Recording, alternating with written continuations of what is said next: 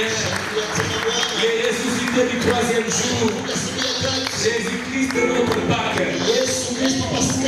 C'est lui notre Pâque. C'est Jésus qui est notre Pâque.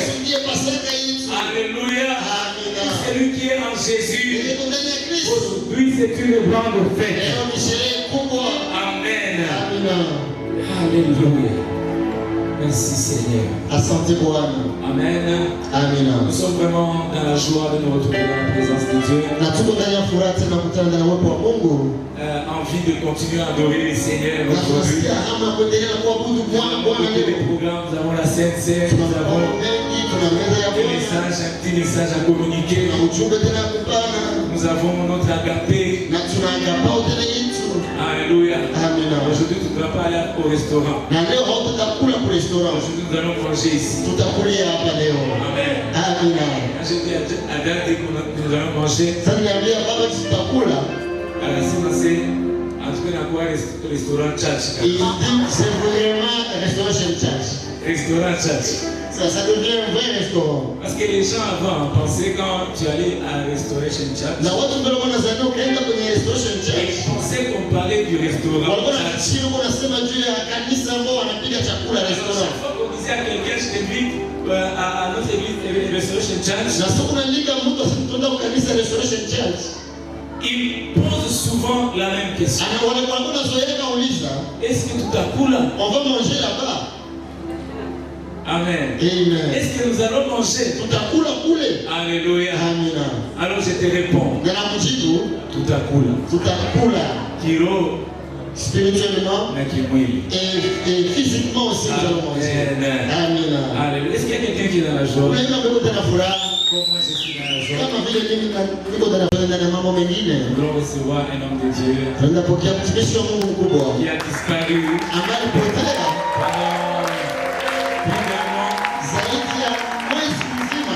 Alléluia. Il est parti mourir et ressuscité. Amen. Nous sommes dans la joie de recevoir les pasteurs.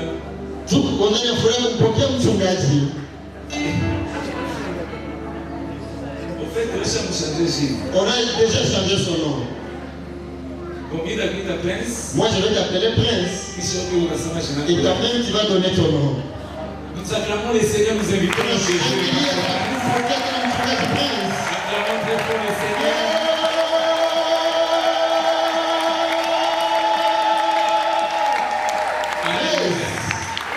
Il va dire juste bonjour à l'église. Comme ça faisait longtemps. Il me disait là que les genoux sont en train de trembler.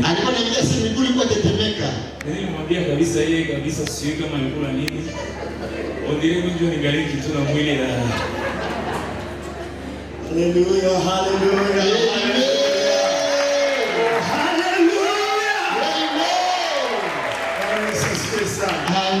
Salama na ukumati atanita kapopatata na upenda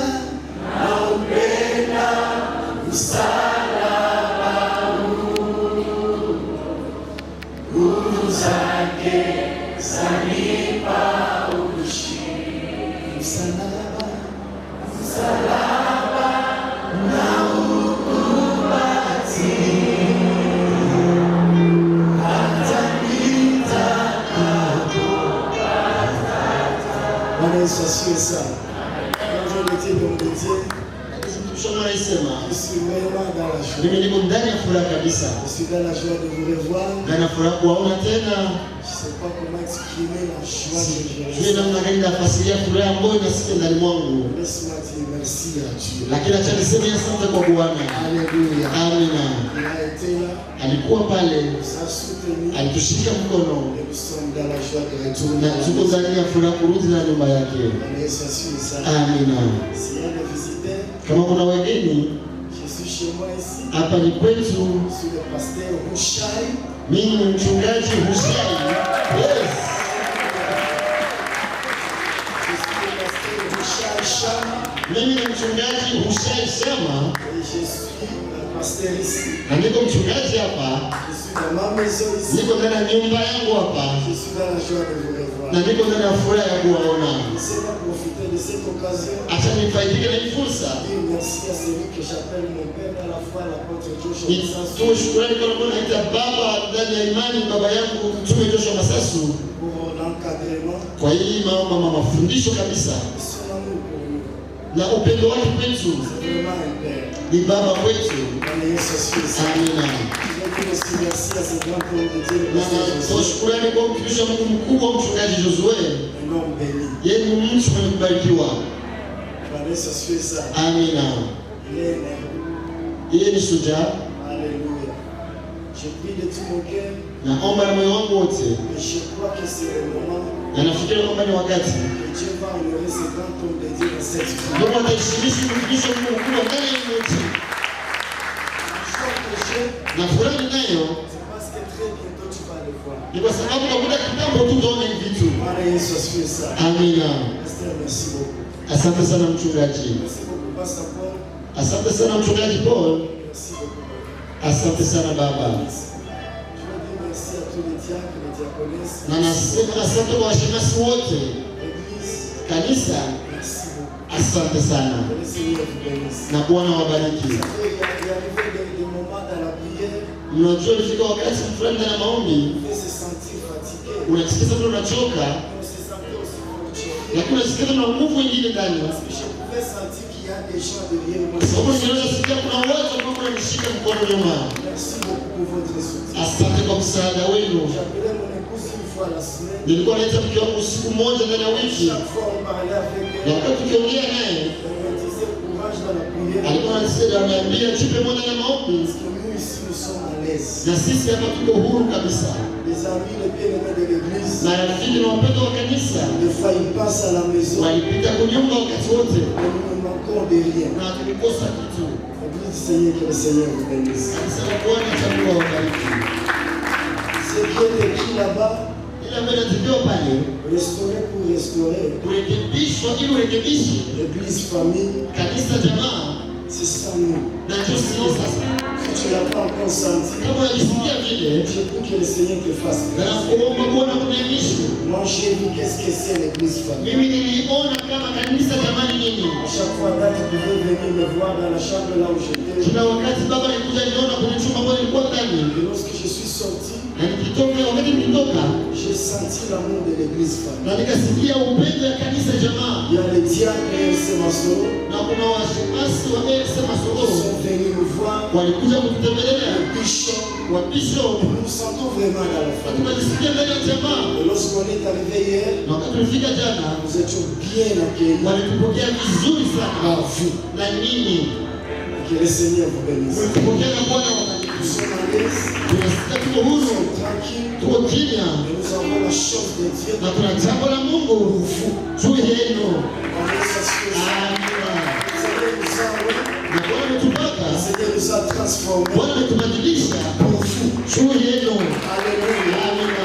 Vous voulez écouter la parole du Seigneur? Tunapata sikia neno la Mungu. Quand j'arrivais ici, Na wakati nilifika hapa, je me suis mis là-bas à genoux. nikapiga magoti Et pale. le Seigneur a mis une parole dans mon cœur. Bwana akaweka neno ndani ya moyo wangu. Je devais commencer à prophétiser pour dire ce que le Seigneur m'a dit à la montagne. Na nitafuata anza kutabiri na kuambia kwamba niambia kulima. Mais en arrivant ici, Lakini wakati nilifika hapa, il m'a dit quelque chose. akaniambia jambo moja, Juste de nous rappeler, kutukumbusha tu, celui qui était mort, mwenye alikuwa alikufa, il est ressuscité alifufuka et il revient très bien. na anarudi kamwe. Alléluia. Amina. Yesu anarudi, Très bientôt. anarudi kamwe. L'église du Seigneur, Kanisa la Bwana, nous met dans la main. tushikane mkono Acceptons cette vie de na consécration. tukubali maisha ya kutuweka wakfu. Prenons conscience que nous sommes mis à part pour le Seigneur. Leo kwamba tumeomba pembeni juu ya Bwana. Peut-être tu as l'habitude d'écouter ce que je suis en train de dire. Ndio unazoeka sikia maneno kama na hii, Mais crois-moi, lakini uniamini, il revient très bientôt. Yesu anakuja upesi. Ça peut arriver même aujourd'hui. Anaweza kuja hata leo, Mais il revient très bientôt. lakini anakuja upesi. Chacun de nous, Kila mmoja katikati yetu soyons à nos postes. na tuko kwenye nafasi zetu. Le Seigneur Bwana revient très bientôt. anakuja Est-ce que upesi. tu peux m'aider à le dire à ton voisin? Nisaidie kuiambia jirani yako, Le Seigneur revient. Bwana anakuja upesi. Le Seigneur revient. Bwana wabariki. Acclamons le Seigneur pour le pasteur Usha. Mchungaji Ushai. Alléluia. Amina. Le Seigneur revient très bien. Bwana anarudi upesi. Comme tout le monde va ça, c'est il m'a fait, il a encore prier. Quelqu'un dit les gens qui demandent à la prière. Encore un truc comme l'Ingoul, il a assez mal à la vie. Mais je confie, le Seigneur revient très bientôt. Alléluia. Très rapidement, nous allons ouvrir nos Bibles dans Exode, chapitre 12. Nous lisons à partir du premier verset jusqu'au 11e verset. Nous prenons également 1 Corinthiens chapitre 5, le verset 6 à 8. Et nous allons clôturer avec Romains 12, 1 à 2. Alléluia. Nous sommes en train de parler de la place de la Pâque dans le processus de faire couler la vie de Dieu partout où nous sommes. Alléluia. Nous allons lire rapidement. Nous lisons au nom de Jésus. L'Éternel dit à Moïse et à Aaron dans le pays d'Égypte: ces mois-ci sera pour vous les premiers des mois. Il sera pour vous les premiers des mois de l'année. Parlez à toute l'assemblée d'Israël et dites: les 10e jour de ce mois, on prendra un agneau pour chaque famille, un agneau pour chaque maison. Si la maison est trop peu nombreuse, pour un agneau, on les prendra avec son plus proche voisin. Selon le nombre de personnes, vous compterez pour cet agneau d'après ce que chacun peut manger. Ce sera un agneau sans défaut, mâle, âgé d'1 an. Vous pourrez prendre un agneau ou un chevreau. Vous le garderez jusqu'au 14e jour de ce mois, et toute l'assemblée d'Israël l'immolera entre les deux soirs. On prendra de son sang et on en mettra sur les deux poteaux et sur les linteaux de la porte des maisons où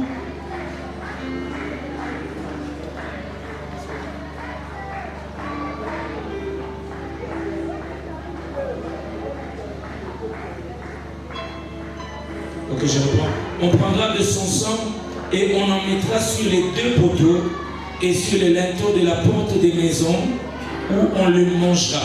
Cette même nuit, on en mangera la chair rôtie au feu, on la mangera avec des pains sans levain et des poings et des herbes amères. Vous ne les mangerez point à demi cuits et bouillis dans l'eau, mais il sera rôti au feu, avec la tête, les jambes et l'intérieur. Vous n'en laisserez rien jusqu'au matin. Et s'il en reste quelque chose le matin, vous les brûlerez au feu. Quand vous les mangerez, vous aurez vos reins sains, vos souliers aux pieds et votre bâton à la main. Et vous les mangerez à la hâte. C'est la Pâque de l'Éternel. Amen. C'est la Pâque de l'Éternel. Nous acclamons pour la parole de Dieu. Rapidement, nous lisons 1 Corinthiens chapitre 5. 1 Corinthiens chapitre 5. Le verset 6 à 8. Nous lisons au nom de Jésus.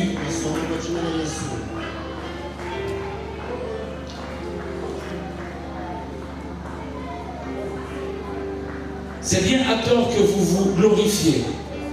Ne savez-vous pas qu'un peu de levain fait lever toute la pâte? Faites disparaître les vieux levains afin que vous soyez une pâte nouvelle, puisque vous êtes sans levain, car Christ notre Pâque a été immolé. Célébrons donc la fête, non avec du vieux levain, non avec un levain de malice et de méchanceté, mais avec le pain sans levain, de la pureté et de la vérité. Parole du Seigneur. Enfin, nous lisons Romains chapitre 12. Notre passage aussi, l'un des passages de notre terme de l'année.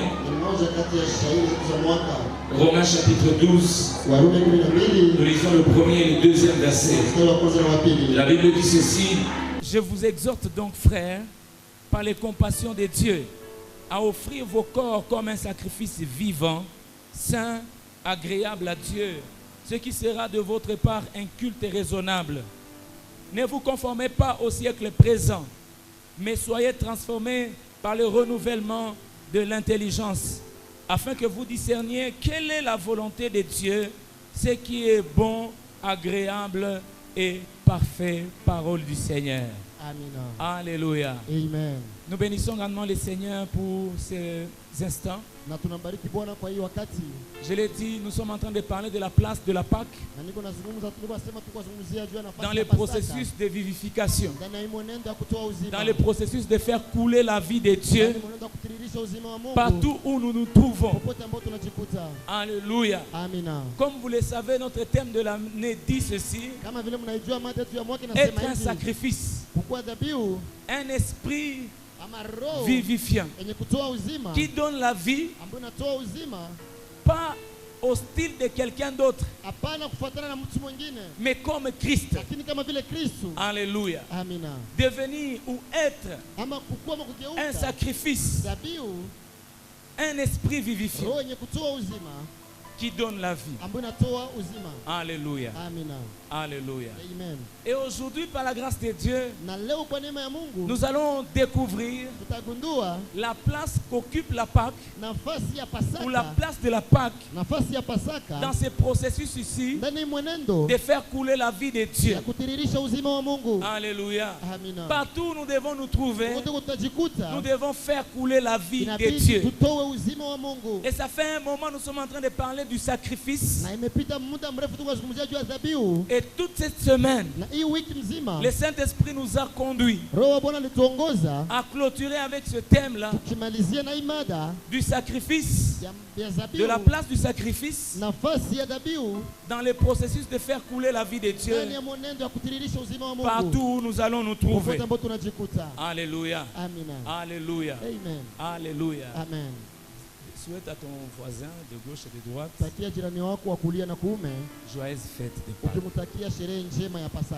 Joyeuse fête de Pâques. C'est là d'ailleurs qu'on devrait commencer. Alléluia. Amen. Alors aujourd'hui nous parlons de la Pâque. Peut-être que tu fêtes la Pâque, mais tu ne connais pas ce que c'est. Alléluia. Je ne vais pas faire passer les micro-baladeurs pour savoir ce que c'est la Pâque. Alléluia. Mais nous allons rapidement donner quelques définitions, deux définitions de la Pâque. Alléluia. La Pâque, il y a deux types de Pâques. Il y a la Pâque juive et il y a la Pâque chrétienne. Amen. La Pâque juive, c'est la fête qu'on célèbre en Israël et qu'on a célébré dans l'Ancien Testament pour commémorer la sortie des enfants d'Israël dans l'esclavage de l'Égypte. Ils étaient captifs pendant plusieurs années. Alors Dieu a entendu leur cri. Il a envoyé un sauveur, Moïse. Et lorsqu'il est arrivé, il a annoncé le salut. Il a annoncé la délivrance de Dieu. Alléluia. Alléluia. Et le deuxième type de Pâque, c'est la Pâque chrétienne. Notre Pâque.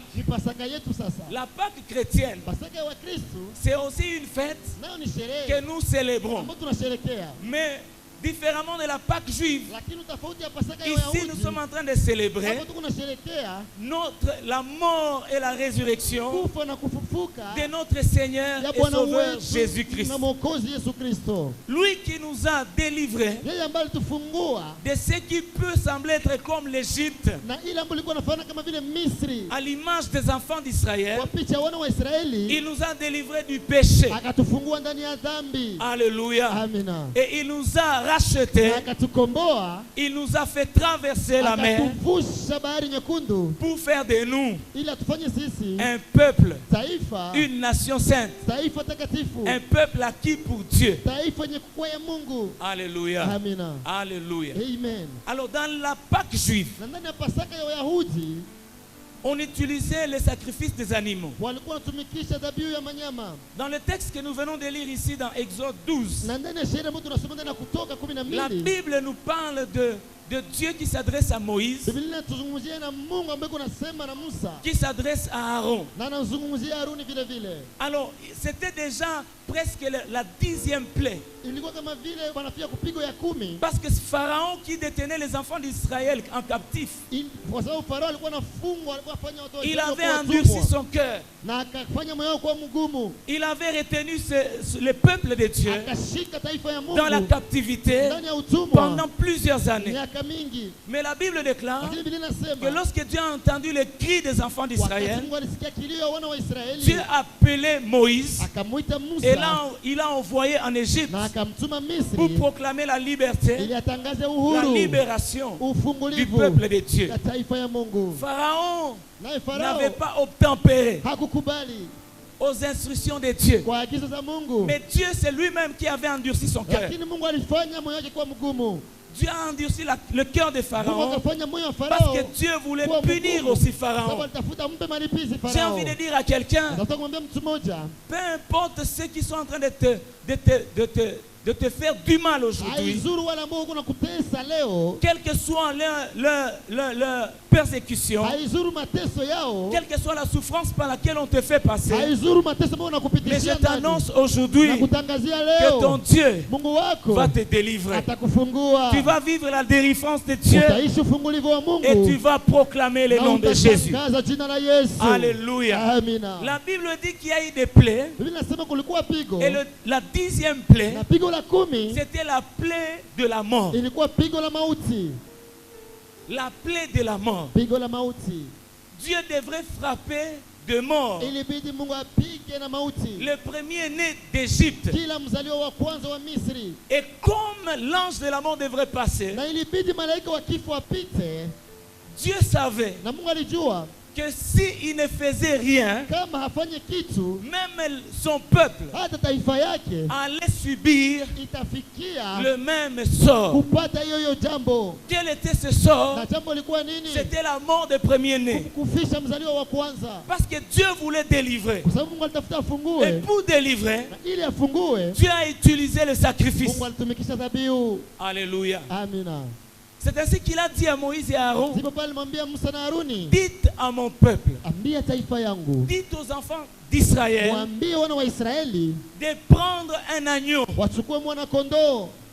de prendre un agneau, et pas n'importe lequel, un agneau d'un an, il passera outre.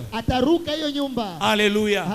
Lorsque l'ange verra le sacrifice, l'ange passera outre. Lorsque l'ange verra le sang, il ne va pas tuer. Alléluia. Alléluia. C'était la Pâque juive. C'est-à-dire que les enfants d'Israël étaient en train de comprendre qu'ils étaient voués à la mort. Enfants d'Israël.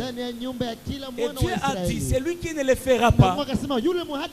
Il connaîtra ou il subira le même sort que les enfants de l'Égypte. Alléluia. Bien aimé, cette histoire ici de la Pâque juive, c'est l'ombre des choses qui devraient arriver. Et ce qui devrait arriver, c'est que Dieu dans le ciel, il avait aussi une situation qui était coincée. La Bible déclare que Adam a péché et il a conduit toute la génération humaine dans le péché. Et la Bible déclare que le salaire du péché, c'est la mort. Donc toi et moi, nous étions voués à la mort. C'est la mort qui était notre sort. C'est la mort qui était le sort de ta famille. C'est la mort qui était mon sort. À cause du péché d'un seul homme. Alléluia. Qui nous a introduits dans le cycle de péché. La Bible déclare que si le péché est entré par la voie d'un homme, le salut aussi entrera par la voie de notre homme. Mais cet homme est différent. La Bible dit que le premier Adam était une âme vivante. Le premier Adam ne pouvait pas vivifier. Le premier Adam ne pouvait pas faire couler la vie de Dieu parce qu'il n'était qu'une âme. Alléluia. Il ne pouvait pas vivifier. Mais la Bible déclare que le second Adam, qui est ton Seigneur Jésus, qui est mon Seigneur Jésus, c'est un esprit vivifiant. Mais il n'est pas né esprit vivifiant.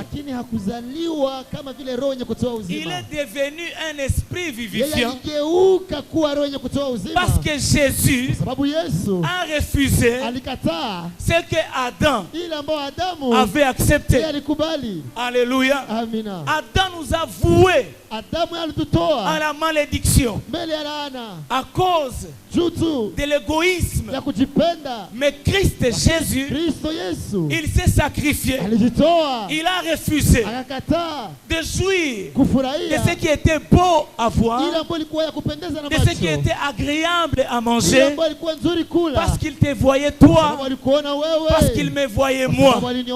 Alléluia.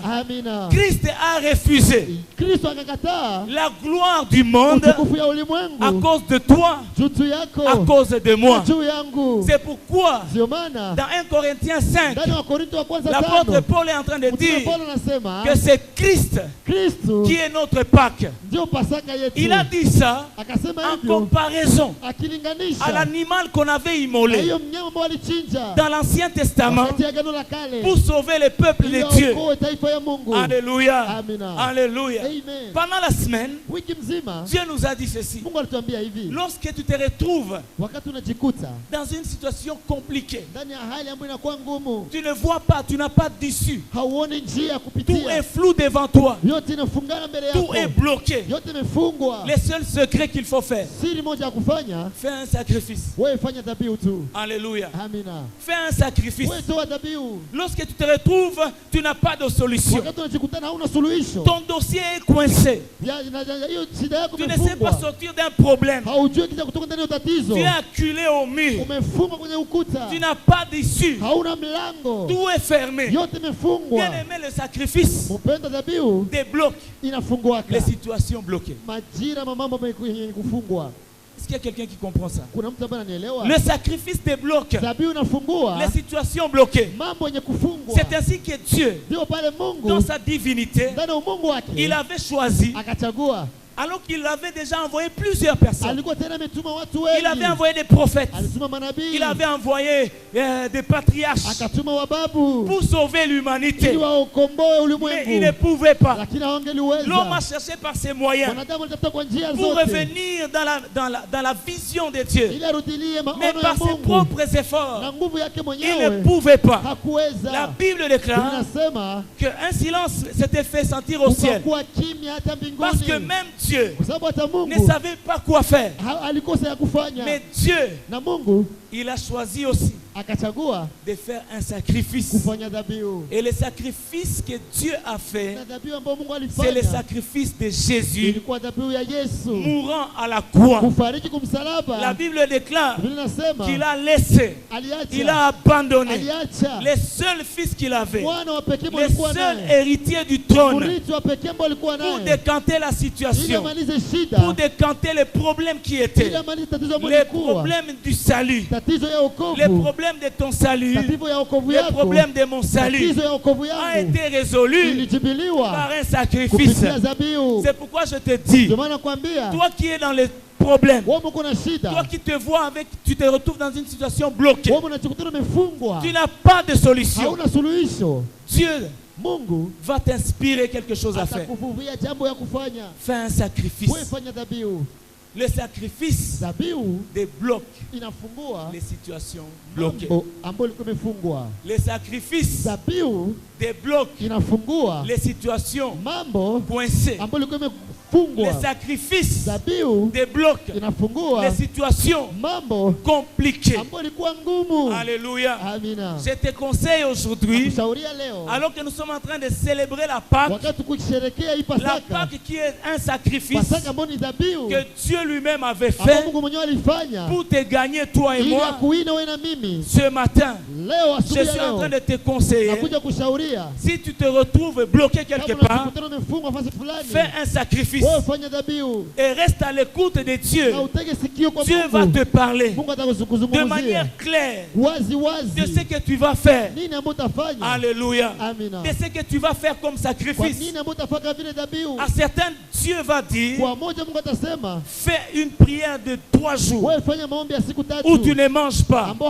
À d'autres, Dieu dira, donne quelque chose à ton ami, quelque chose qui te coûte, qui soit un sacrifice. Bien aimé, c'est pour débloquer les situations bloquées. J'ai donné mon témoignage pendant la semaine. Je vais le redonner encore. Je pense que ça va édifier quelqu'un. Avant d'épouser ma femme, lorsque je l'ai fiancée, nous avons connu beaucoup de problèmes. Des problèmes parce que je l'avais choisi. Des problèmes qui étaient venus de partout. Et des personnes qui avaient de l'influence sur moi, qui ne voulaient pas que je l'épouse. C'était compliqué. Je vous épargne les détails. Mais ce que je veux te dire, c'est que lorsque nous avons vu que la situation était compliquée, coincée, tout le monde venait nous dissuader pour garder les avantages que j'avais. Il fallait que je coupe cette relation. Certains m'ont dit même, si tu n'arrêtes pas, je l'ai dit du haut de la chaîne, si tu n'arrêtes pas, on va multiplier par 0 tout ce que tu as déjà fait dans cette église. Je vous l'ai dit devant les seigneurs. Certains responsables m'ont dit, on nous a dit de te dire, si tu n'arrêtes pas tout ce que tu as déjà fait dans cette église, on les multiplie par 0. Bien aimé, c'était méchant. Au point que mon petit frère Marc m'avait dit, tu réfléchis comment? Comment tu peux rester inanime?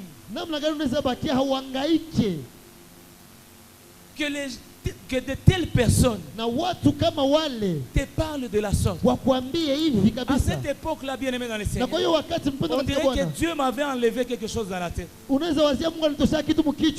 mal qu'on me faisait, je ne tenais pas compte de ça. Moi, je voyais ma femme.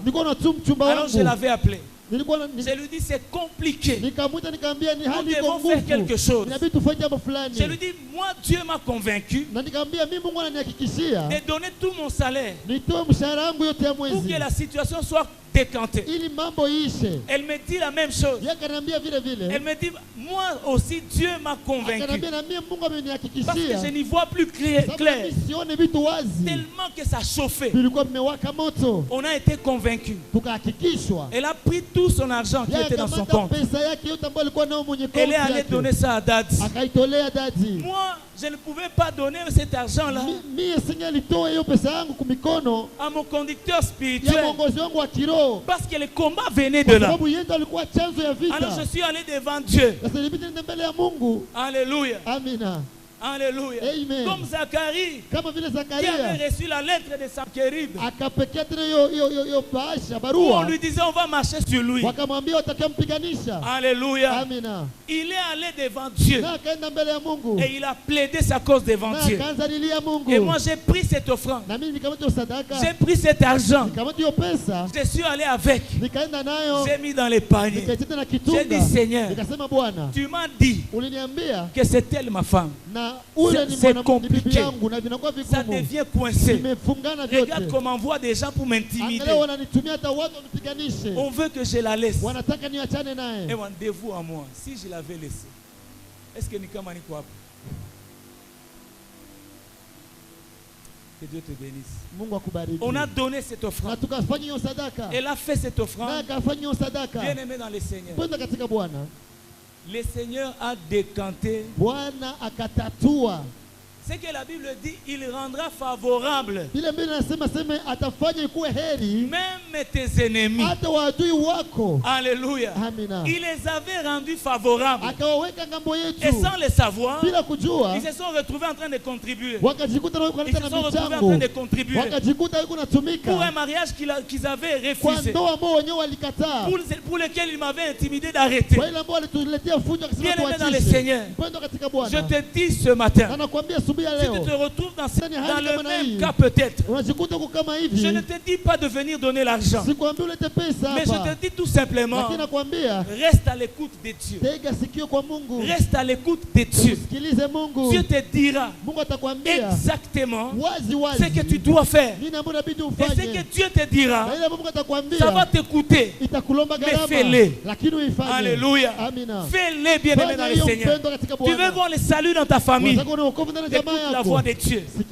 Tu as longtemps jeûné pour eux. La situation n'a pas changé. Et alors que tu jeûnais même pour eux, ça s'empirait encore davantage. Mais ce matin, Dieu te dit, sois à son écoute et il va te dire ce que tu vas faire pour décanter cette situation. Est-ce qu'il y a quelqu'un qui a saisi ça? Alors Jésus était la solution de Dieu pour le salut de l'humanité. Jésus-Christ, la Pâque de Dieu, qui est notre Pâque, était la solution de Dieu pour la libération de toute l'humanité. Alléluia. Il s'est livré en sacrifice. Il a dit, tu n'as voulu ni sacrifice, tu n'as voulu ni holocauste, mais tu m'as fait un corps. Mais voici je viens. Jésus était le seul héritier du trône, mais il n'était pas égoïste. Il a partagé avec toi et moi en se livrant à la croix pour que toi tu sois sauvé, pour que toi tu sois guéri, pour que toi tu avances, pour que toi tu sois riche. Dans la Bible déclare qu'il s'est fait pauvre pour que toi tu sois enrichi. Alléluia. Il s'est chargé de toutes les malédictions pour que toi tu sois une bénédiction. C'est pourquoi je déclare dans ta vie plus jamais la malédiction de ta famille, parce que toi tu as été racheté à un grand prix.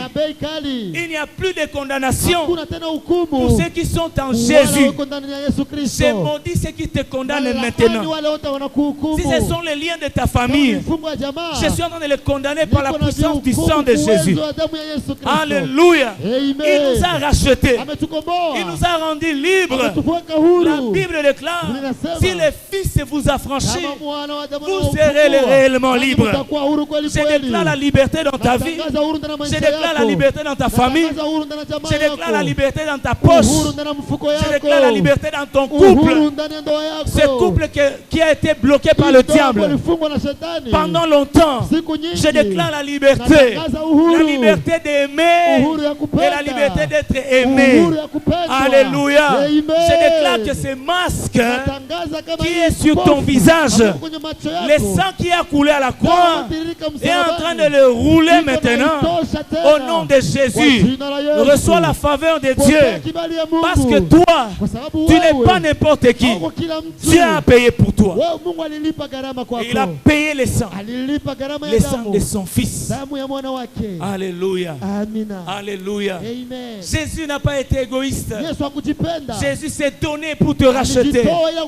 Et il nous dit, nous sommes aussi des Pâques.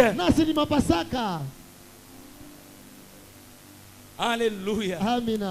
Bien-aimé dans le Seigneur, la Bible déclare, si tu veux me suivre, charge-toi de ta croix. C'est Christ qui le dit. La croix n'est pas un bouquet de fleurs. La croix n'est pas un gâteau qu'on t'offre. Mais la croix, c'est une souffrance par laquelle tu vas passer. Alors ne cède pas. Charge-toi de ta croix. Pour les gens pour qui tu pries, pour ta famille que tu veux voir sauvée, pour cette femme que tu veux voir venir, pour ce mari que tu veux voir venir, charge-toi de ta croix. Ne laisse pas accès au diable. Ne cède pas. Parce que toi, tu es aussi la Pâque pour ta famille. Alléluia. Tu ne peux pas vivre la résurrection comme Jésus a vécu la résurrection. Aujourd'hui, nous célébrons la mort et la résurrection. C'est-à-dire que le tombeau est vide. Jésus n'est plus dans le tombeau. Jésus n'est plus dans le tombeau. Les autres étaient morts. Les autres étaient morts, mais ils sont restés dans les tombeaux. Je ne veux pas citer des noms ici, mais vous les connaissez. Ils sont morts et ils sont restés dans les tombeaux. Mais notre Seigneur, il est mort pour anéantir la puissance de la mort et il a vaincu la mort. C'est pourquoi la Bible dit, oh mort, où est ton aiguillon? Oh mort, où est ta victoire? Tu as été englouti.